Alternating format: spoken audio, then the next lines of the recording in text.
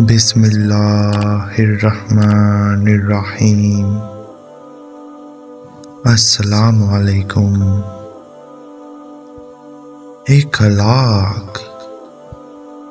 गांव के कुएं पर 3 औरतें पानी भर रही थी।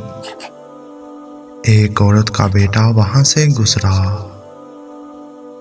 इसकी मां बोली, वो देखो मेरा बेटा इंग्लिश मीडियम में है। थोड़ी देर बाद दूसरी औरत का लड़का गुजरा। उसकी मां बोली, वो देखो मेरा बेटा CBSE में है। फिर ऐसे ही जो तीसरी औरत थी, फिर तीसरी औरत का बेटा वहां से गुजरा। दूसरे बेटों की तरह इसने भी अपनी मां को देखा और मां के पास आ गया। पानी से भरा गरा उठाकर इसने अपने कंधे पर रखा।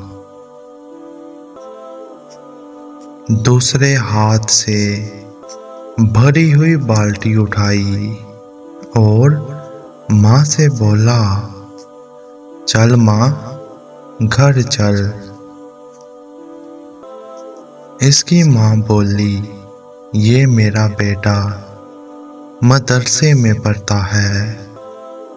इसकी मां के चेहरे की खुशी देखकर बाकी दोनों औरतों की नजरें झुक गई।